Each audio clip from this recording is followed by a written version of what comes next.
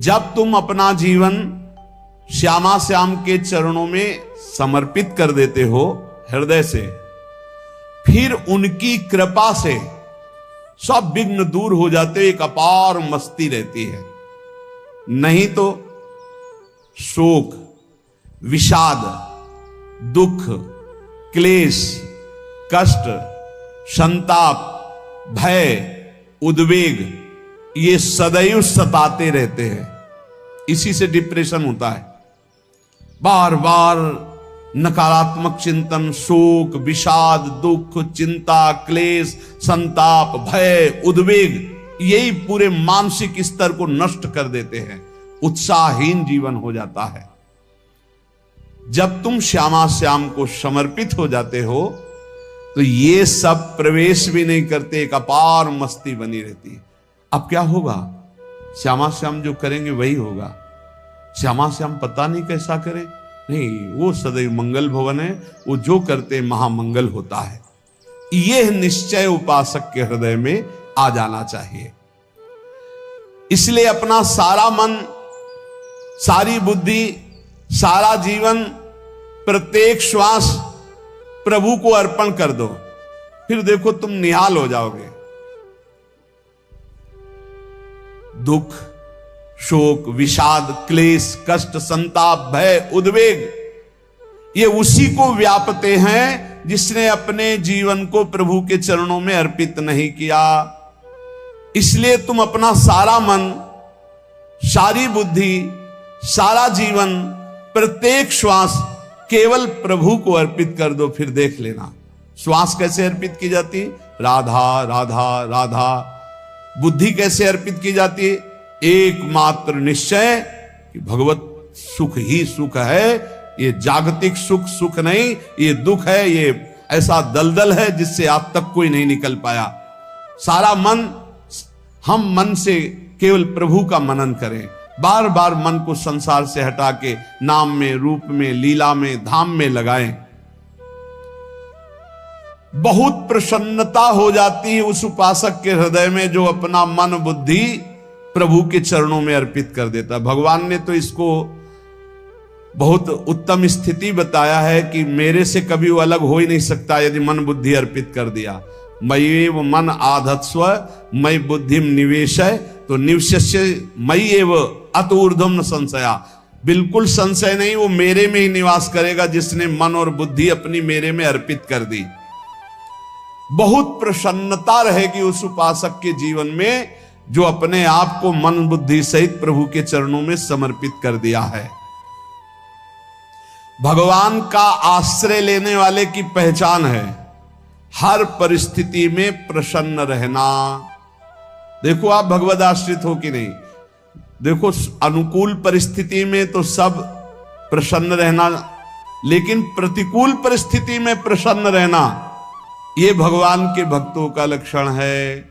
हर परिस्थिति में प्रसन्न रहना ये भगवान के भक्तों का लक्षण है। आनंदगन भगवान का आश्रय मिलते ही आनंद छा जाता है हृदय में। उनके पास आनंद का अभाव होता ही नहीं है। जैसे सूर्य का प्रकाश उदय होते ही सूर्य का प्रकाश संपूर्ण अंधकार को नष्ट कर देता है, ऐसे ही भगवान का संपूर्ण आश्रय लेते ही सब दुख चिंता शोक नष्ट हो जाते, आनंद ही आनंद। तुम भगवान के मंगलमय रूप को नहीं जानते हो, पर उनके मंगलमय भाव को, विधान को मानना शुरू कर दो। जो भी होता है मंगलमय होता है। हमने जीवन में देखा है, अगर इधर कोई बहुत बड़ा सुख दिया तो देर नहीं लगेगी, 24 घंटे नहीं व्यतीत होंगे और ऐसे दुख दे देंगे, जिससे दोनों का समान भाव रख करके ना दुख में तुम भूलो प्रभु को, ना सुख में फूलो, सीधे भगवत मार्ग में चल। पूरे जीवन की बात देखा है, भगवान के मंगल विधान में सदा सर्वदा सुख ही सुख है। इस बात को मान के प्रसन्न हो जाओ।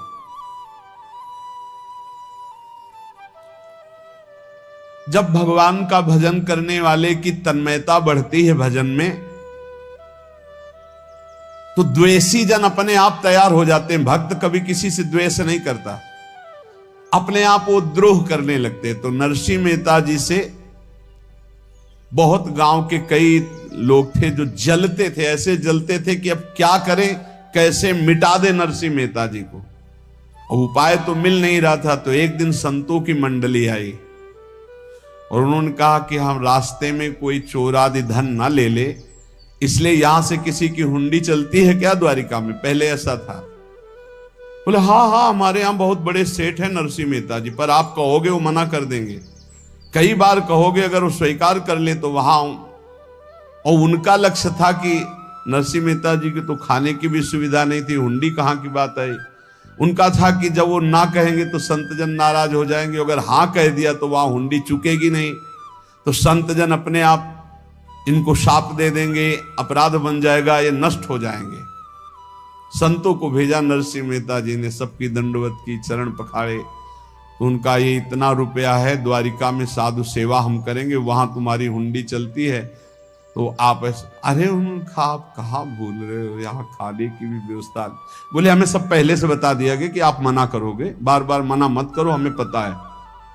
तो उन्होंने ठाकुर जी की तरफ देखा, बोले क्या लीला है प्रभु, संतों से हम क्या कहें, ये ले रुपए। उस समय स्वर्ण की मोहरें चलती थी, बेच के बाजार से खूब उन संतों को पवाया, उन्हीं संतों की सेवा की।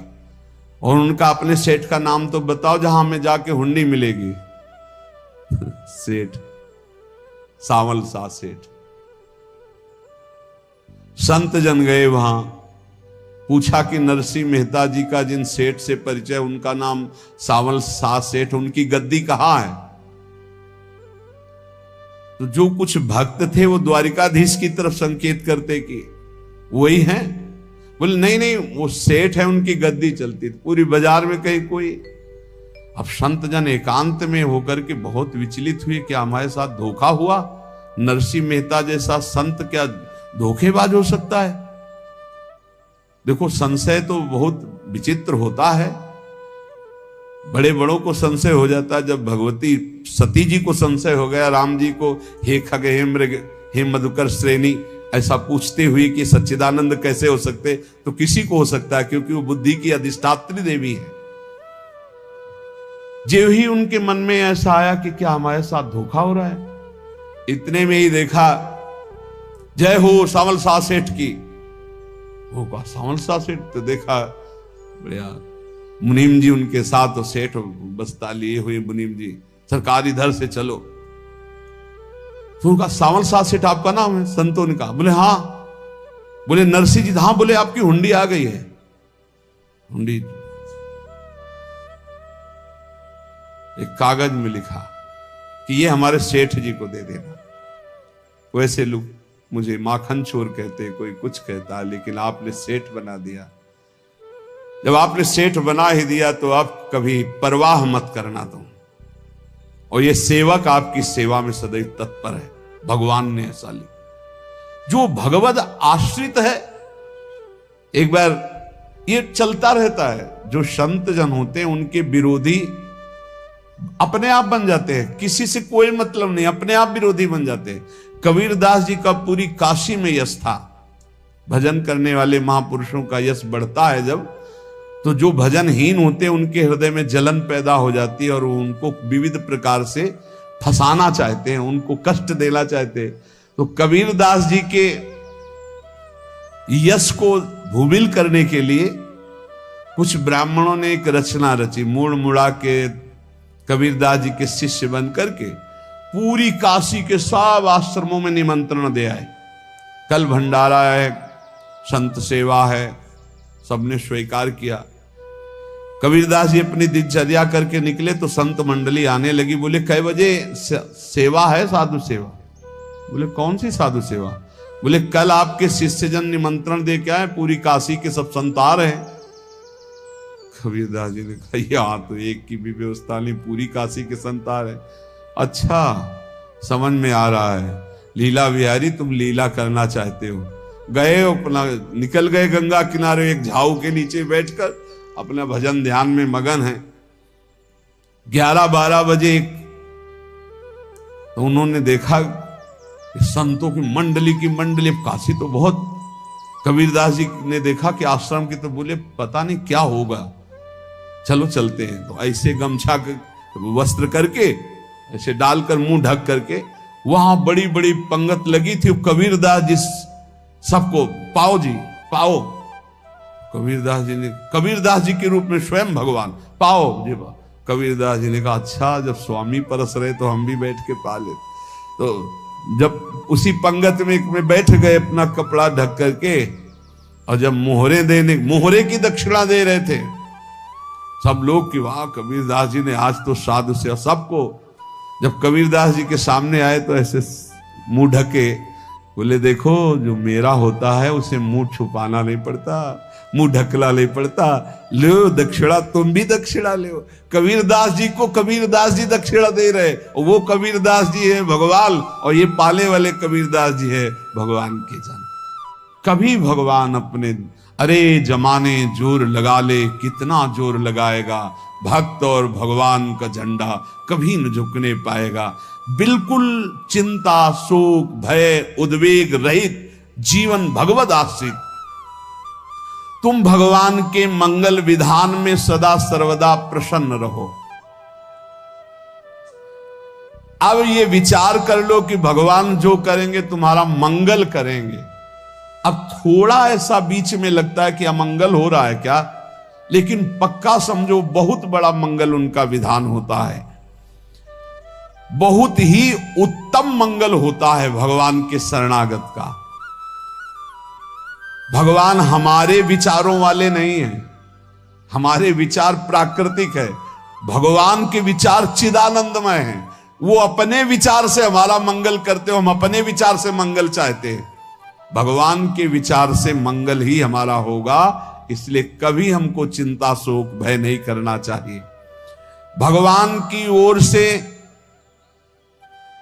कभी तुम्हारे लिए ऐसा विधान नहीं होगा कि तुम दुखी हो जाओ, बस तुम्हारी सोच हो सकती है, उसका परिणाम बहुत मंगल होगा।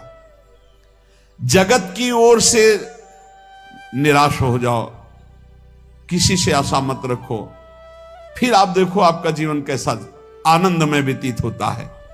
ये जो जगत की आशा है यही दुख प्रदान करती, सच्ची जगत की आशा ही दुख प्रदान करती है। अगर जगत से कोई संबंध न रखा जाए और भगवत भाव में रहकर तो बहुत अच्छा जीवन चलेगा। अपने कर्तव्य का पालन करो, परिवार को भगवत स्वरूप मानकर पोषण करो, किसी से कोई संबंध मत रखो, कोई आशा मत रखो, यही अध्यात्म सिखाता है। अपने आप भगवत स्वरूप, सबका व्यवहार मंगलमय और आपका जीवन मंगलमय। अपने घर में ऐसे रहो जैसे किसी अतिथि के घर में रह जाता है। चलना है, यहां से जाना है। कौन रहता है अपने घर में अतिथि की भांति? भगवान का भक्त। जाना है यहां से, अपनी प्रिया प्रीतम के पास जाना। ये हमारा घर नहीं है, यहां तो हम समय व्यतीत कर रहे हैं, अपनी आयु व्यतीत कर रहे हैं भगवत आराधना करते हुए। हमें जाना है प्रिया प्रीतम के पास। वास्तविक घर भगवान का धाम है हमारा, वास्तविक घर वाले प्रभु हैं हमारे।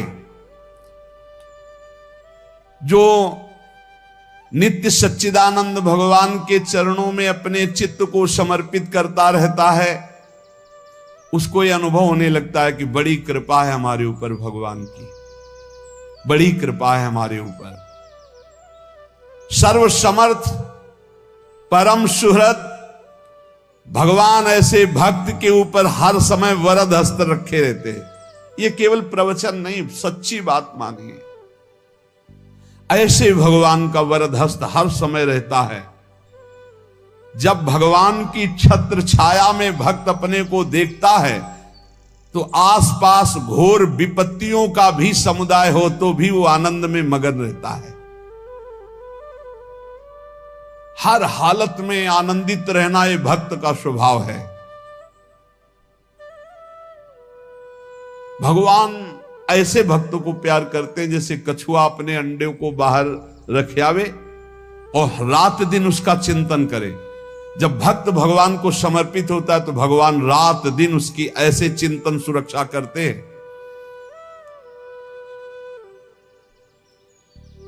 अब है ये दैवी संपदा का पहला गुण है। ये भगवान के शरणागत पर जागृत हो जाता है। वो भयभीत नहीं होता, किसी भी उससे भयभीत नहीं होता। यही डरपि हरिवंश हित, जिनो भ्रमय गुण सलिल पर। इस डर से डरते रहना चाहिए, कहीं गुण रूपी पानी में फिसल न जाए, नहीं तो गलती हो सकती है। साधक सावधान रहे। ये अभय दैवी संपदा का सबसे बड़ा गुण है।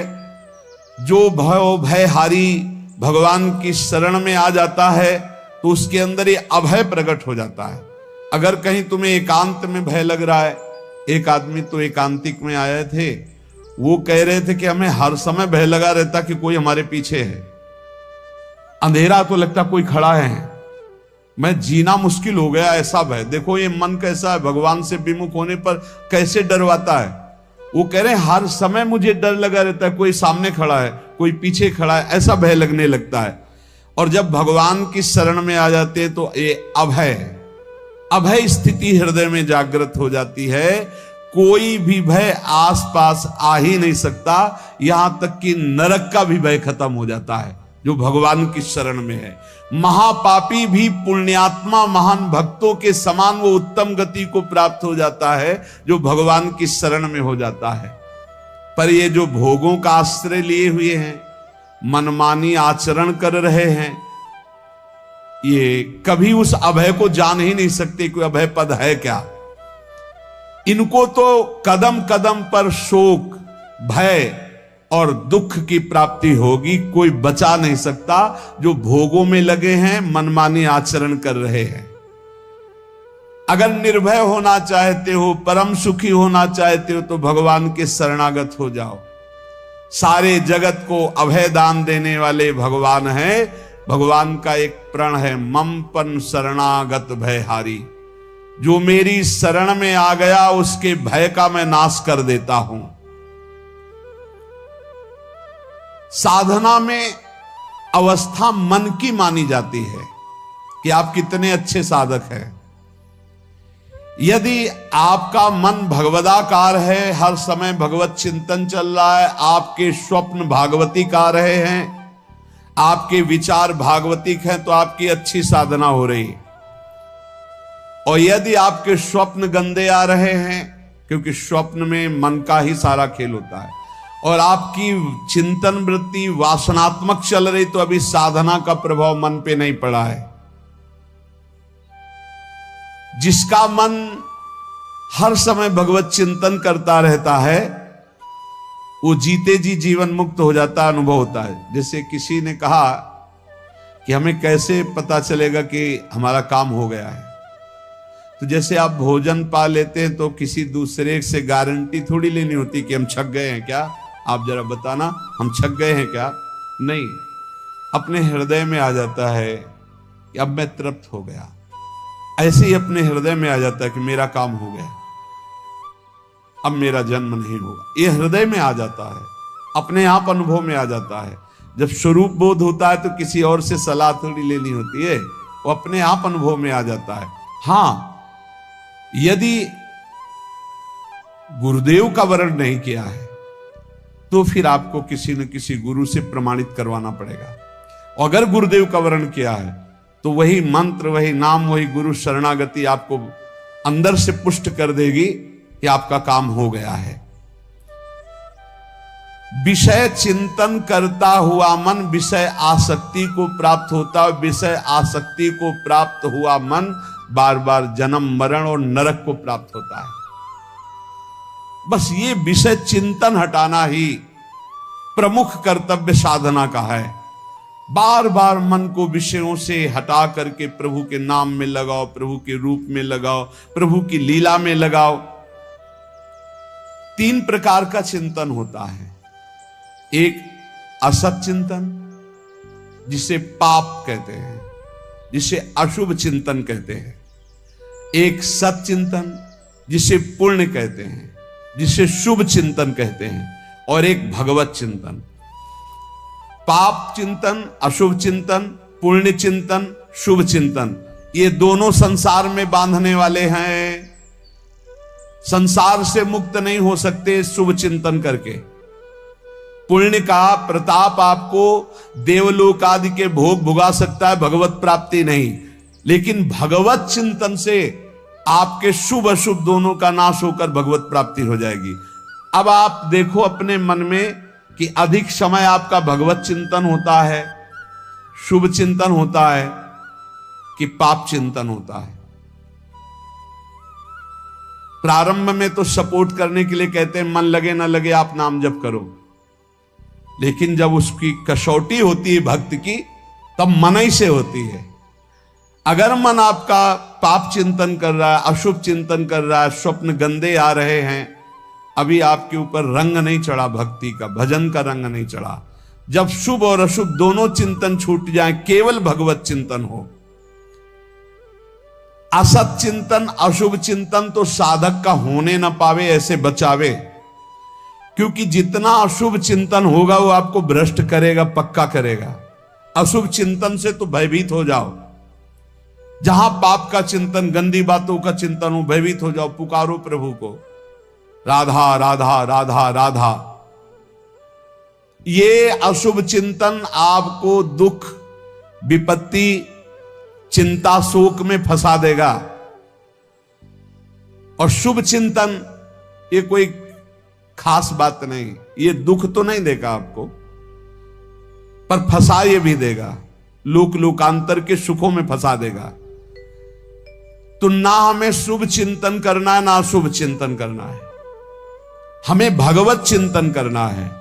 भगवत चिंतन में ऐसा तेज प्रकट होता है ज्ञान का, जैसे सूर्य के प्रकाश में रस्सी में सांप का जो भ्रम हो जाता है वो नष्ट हो जाता है। जहां सूर्य उदय हुआ दिखाई देता है रस्सी है। ऐसे जो भगवान में संसार का भ्रम हो गया है, राग द्वेष मान अपमान निंदा स्तुति, ये ज्ञान में सब नष्ट हो जाता है। तो ये ज्ञान प्रकट होता है भगवत चिंतन से।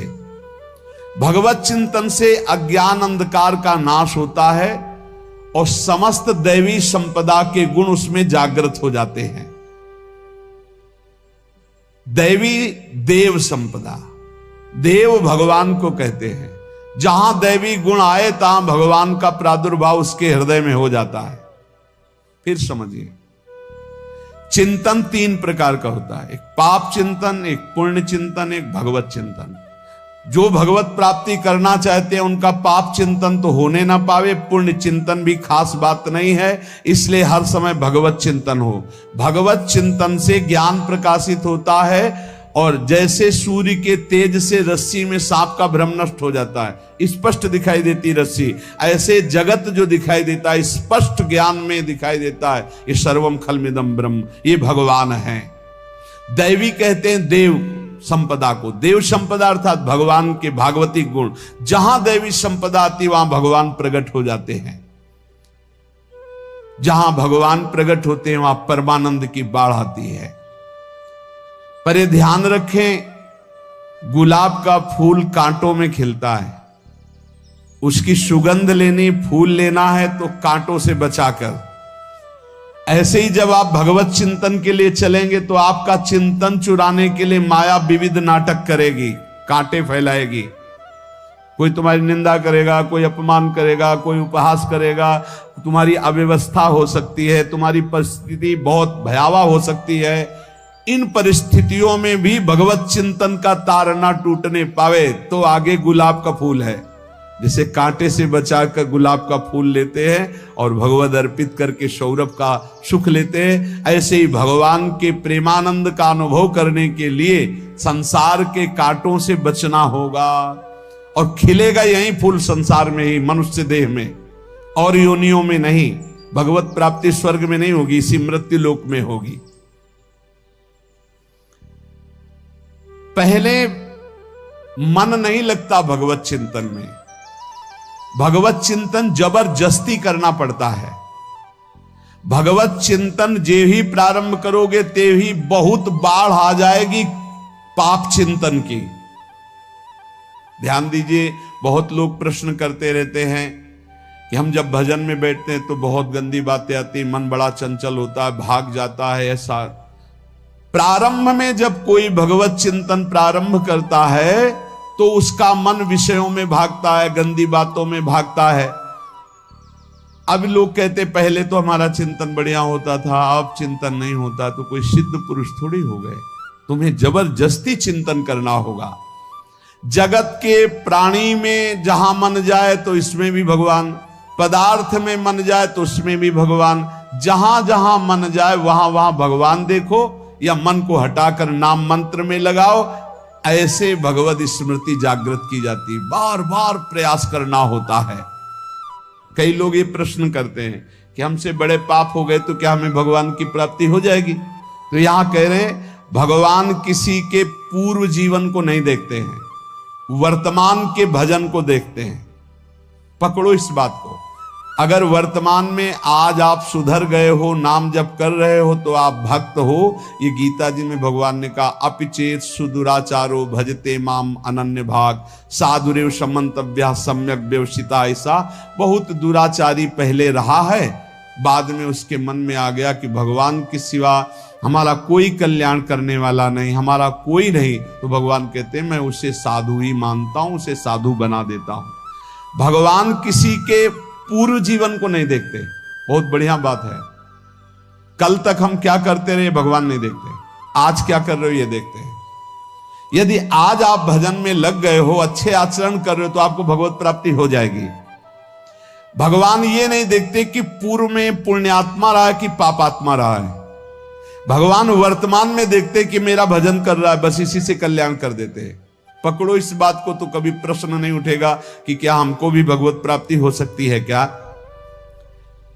हमारा मन यदि श्री भगवान को चाहने लगे तो श्री भगवान हमारे मन में ही आकर बस जाएंगे। भगवान की रूप माधुरी में मन डूबने लगेगा।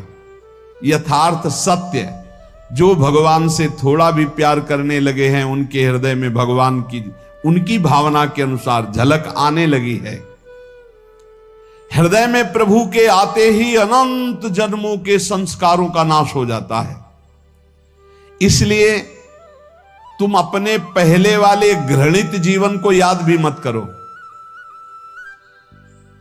और उसको सोचकर जरा निराश भी मत हो। अमावस्या में घोर अंधकार रहता है, पर प्रातः काल में अंधकार नष्ट हो जाता है। ऐसे ही नाम का उच्चारण करते ही तुम्हारे जितने पाप अंधकार हो सब नष्ट हो जाएंगे। तुम चाहो कि एक क्षण भी प्रभु को ना भूलो। अब वर्तमान में ऐसी स्थिति बनाओ। जो प्रभु को नहीं भूलने की चाह करता है कि मुझे ऐसी स्थिति प्राप्त हो कि मैं कभी प्रभु को ना भूलूं, तो सच्ची मानो, और कोई बात भगवान सुने ना सुने, ये बात जल्दी सुन लेते हैं। भजन की मांग करो तो बहुत जल्दी भगवान पूर्ण करते हो। भजन जिसका चलने लगा तो फिर लोक लोकांतर के सारी रिद्धियां सिद्धियां सुख वैभव तो उसके चरणों में लौटते हैं। जब हम प्रभु से प्रभु का स्मरण न मांगकर भोग मांगते हैं, तभी हमारा भजन रुक जाता है, भजन नहीं चल पाता। यदि हम प्रभु से केवल भजन मांगे तो विश्वास करो ब्याज में सब हो जाएगा। मूल भजन तो आपका बचेगा ही, ब्याज में लोक लोकांतर के भोग आपके चरणों में लुटते घूमेंगे। आप भजन करके तो देखो। अरे घिघियाने की जरूरत नहीं, किसी से मांगने की जरूरत नहीं, भजन करके देखो, सब ठीक हो जाएगा, सब अपने आप बन जाएगा। हम बहुत बड़ी भूल कर देते हैं कि थोड़ा भजन करके प्रभु से कुछ सांसारिक वस्तुएं, स्थितियां, परिस्थितियां बदलने की मांग कर लेते हैं, जिससे भजन छूट जाता है। यदि हमारा भजन प्रतिपल होने की भावना बन जाए और प्रतिपल होने लगे, तो चलत चितवत दिवस जागत, शुपन सोवत रात, हृदय तेवह श्याम मूर्ति, छिन नैत उत जात। वो चल रहा है या बैठा है, वो खा पी रहा है या क्रियारत है या क्रियावीन, हर समय प्रभु समाये रहते चिंतन में। प्रभु के स्मृति चिंतन के समान अध्यात्म की कोई बड़ी स्थिति नहीं है। इससे बड़ी कोई स्थिति नहीं। हर समय प्रभु का अखंड चिंतन चल रहा है, परंतु ये उन्हीं को प्राप्त होता है जो प्रभु से और कुछ न मांग करके, हट करके प्रभु से यही मांगते हैं कि अपना अखंड स्मरण दीजिए। ध्यान दीजिए, अखंड स्मृति से बढ़कर कोई स्थिति नहीं है। ये हम कई शास्त्रों में, महापुरुषों के वचनों में ये बात पाई है। अखंड स्मृति, हर समय भगवान के चिंतन में डूबा हुआ, इससे बड़ी कोई स्थिति नहीं। पर ये उसी को प्राप्त होती है जो भगवान से कुछ और ना मांग करके यही मांगता है कि अपना भजन दीजिए, हर समय मैं आपके भजन में डूबा रहूं। प्रभु की स्मृति इतनी महान है कि जिन्होंने बैर भाव से प्रभु का स्मरण किया उनको भगवान की प्राप्ति हो गई। जैसे कंस आदि भगवान से बैर ही तो रखते थे, लेकिन भगवान की स्मृति रहती थी। स्मृति ने उनको भगवत प्राप्ति करा दी। स्मृति में महान सुख है, पर वो जब भक्ति रस से युक्त स्मृति होती तब माधुर्य रस, प्रेम रस का अनुभव होता है। कल्याण तो वैर भाव से स्मरण करने वालों को भी प्राप्त हो गया। यदि आप भक्त हो और ये चाहते हो कि आपकी भागवती की स्थिति बहुत जोर की हो, तो हम आपसे प्रार्थना करते हैं कि रोज प्रभु से एक ही बात मांगिए, मुझे अखंड स्मृति दीजिए। अर्जुन जी को पूरी गीता जी सुनने के बाद यही मिला, नष्टो मोहा स्मृति लब्ध्वा। स्मृति, प्रभु आप हम पे ऐसी कृपा कर दो कि हमारे हृदय में किसी और व्यक्ति, वस्तु, स्थान की स्मृति न रह जाए, केवल आपकी स्मृति रह जाए। ये चाह भगवान बहुत जल्दी पूर्ण कर देते हैं यदि उपासक हृदय से ये बात मांगे। भगवान की कृपा से ही ऐसा हो सकता है कि अखंड स्मृति ये कर्म फल से नहीं मिलती है। प्रभु के प्रति निर्भर होकर जो दैन्यता पूर्वक प्रभु से मांगता है और हर समय अभ्यास करता रहता है भगवत स्मरण का, उसको ये स्मृति मिलती है। और स्मृति मिल गई तो इससे बड़ी कोई स्थिति नहीं, हर समय भगवान का स्मरण। प्रभु से मन प्रतिपल नया नया स्वाद लेकर के आसक्त होता रहता है, नवम नवम। प्रभु कभी बासी नहीं होते। जैसे किसी व्यक्ति को देखो तो देखते देखते मन हट जाएगा कि देख लिया, बहुत सुंदर है, ठीक है, लेकिन वो एक दिन मन हट जाएगा। और प्रभु की सुंदरता नवम नवम है, प्रभु के नाम का स्वाद नवम नवम है, प्रभु की लीला का स्वाद नवम नवम है, प्रभु के धाम की शोभा नवम नवम है। जैसे आचार्य महाप्रभु हरिवंश चंद्र जी कहते, नयो नेह नव रंग नयो रस नवल श्याम वृषभानु किशोरी, नौ पीतांबर नवल चूनरी, नई नई बूंदन भींजत गोरी, नौ वृंदावन हरित मनोहर, नौ चातक बोलत मोर मोरी, नौ मुरली जो मल्हार नई गति, सब कुछ नया। तो नवम नवम प्रभु प्रतिपल नवम नवम प्रभु का रूप, प्रियाजू का नवम नवम, अबहीं और अबहीं और अबहीं और है। तो कहते हैं जब मन निरंतर स्मृति में डूबता है, तो जब प्रभु की रूप माधुरी प्रकाशित होती तो ऐसी नवम नवम कि कभी ये नहीं होता कि रूप बासी हो गया। ये वही रूप है जो हमने अभी देखा था, नवम नवम। इसलिए आनंद की उफान आती रहती है उपासक के हृदय में। ऐसी प्रियता, ऐसा आनंद बिना भजन के नहीं अनुभव में आएगा। इसलिए तुम विश्वास करो, तुम्हें बहुत सुंदर सुख मिलने वाला है, आगे अपार सुख मिलने वाला है। ये थोड़ा दुख का समय काट लो, जब तक जीवन है ये दुख सुख की लहर आती रहेगी, आप इसको सह जाओ, आगे बहुत आनंद है। विश्वास मान लीजिए, बहुत आनंद है। जो ये विश्वास कर लेता है वो प्रभु के मार्ग में चलकर प्रभु को प्राप्त कर लेता है। नहीं तो इतने रोड़े हैं कि आप ऊब जाओगे, बहुत रोड़े हैं। जो प्रभु के मार्ग में चलता है तो माया के बहुत से पार्षद अपना प्रभुत्व दिखाने उनके पास आते हैं, महिमा अपनी दिखाने, पर वो किसी वस्तु, स्थिति, अवस्था, प्राणी, पदार्थ का प्रभाव स्वीकार ही नहीं करता, क्योंकि भगवत स्मृति परायण है, भगवान की कृपा पर विश्वास है, इसलिए उसको कोई फंसा नहीं पाता। वो नित्य निरंतर प्रभु से घुला मिला रहने के कारण उसकी मस्ती में कोई फर्क नहीं पड़ता। माया का प्रभुत्व रखने वाले उसे फंसाने की चेष्टा करते हैं, पर उस पर किसी का असर नहीं होता। वो कहीं लिप्त नहीं होता, वो कहीं दुखी सुखी नहीं होता, वो हर समय प्रसन्न रहता है। तुम देखो, हर समय प्रसन्न रहते हो? यदि नहीं तो तुम किसी व्यक्ति वस्तु का आश्रय लिए हुए प्रभु का नहीं। अगर हां तो हर समय प्रभु का स्मरण चलना चाहिए, हर समय प्रभु के आश्रित हो, फिर देखना ये आनंद, ये प्रसन्नता क्या रूप रखती है। बड़े बड़े मस्त संतों को देखा, मस्त ऐसे उन्माद में मस्त है, उस सुख के लिए ललचाओ। कब तक जन्मते मरते रहोगे, कब तक बार बार दुख भोगते रहोगे, कब? बड़ा प्रपंच है ये। भगवान का स्मरण परम पुण्यात्मा पुरुष का हृदय माना जाता है। बहुत पवित्र हृदय, बड़ा पुण्यात्मा हृदय, जिसमें भगवान का स्मरण, भगवान का विस्मरण पापात्मा पुरुष, भयानक विपत्ति, दुर्भाग्य। अतएव सुदृढ़ निश्चय करो, अब हम भगवान के स्मरण में अपना समय व्यतीत करेंगे। मेहनत करो, कार्य करने के लिए कोई मना नहीं।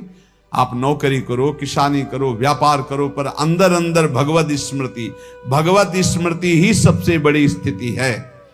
अब चाहे हम जीवित रहें, चाहे हमारे मरण जैसी विपत्ति आ जाए, चाहे सब हमसे हट जाए, चाहे सब हमको नमन करें, अब हम दृढ़ निश्चय करके केवल भगवान के स्मरण करते हुए इस संसार के बीच समय व्यतीत करेंगे। अब हम चूकने वाले नहीं, ये नियम लीजिए। चाहे जीवन रहे या ना रहे, चाहे मरण जैसा कष्ट आ जाए, चाहे सब वियोग हो जाए, सब चले जाए, चाहे सब संयोग हो जाए, सब नमन करें, अब हम प्रभु का स्मरण नहीं छोड़ेंगे। जो ऐसा निश्चयी होता है, दृढ़ निश्चयी, उसके अंदर दृढ़ विश्वास, तो उसके हर समय भगवान की स्फूर्ति होती रहती है। भारी प्रतिकूलता में भी भगवान का सानिध्य अनुभव होता है। वो अनुकूलता में तो भगवान के दुलार को देखता है, लेकिन प्रतिकूलता में भगवान की विशेष कृपा को देखता है। ये संयोग, ये वियोग, संसार की ये द्वंद्वमयी वृत्तियां भक्तों के हृदय में नहीं चुभती। आए की हुज्जत नहीं, गए की तलाश नहीं, क्योंकि नित्य संयोग भगवत स्मृति के प्रभाव से प्रभु का रहता है। इसलिए सारे काम अपने भगवत स्मृति से युक्त होकर के करो, हर कर्म प्रभु को समर्पित करो, किसी से किसी भी तरह का कोई राग द्वेष नहीं। प्रभु की चर्चा के सिवा नियम ले लिया जाए कि कोई और अन्य चर्चा नहीं होगी। हमारे जीवन का परम लाभ है ये सेकेंड वर्तमान का हमारा भगवत स्मरण में जा रहा है, हम बेपरवाह, हम निश्चिंत है, हमारा परम मंगल होगा। इस बात को हृदय में बैठा ले और सतत भगवत स्मरण परायण रहे।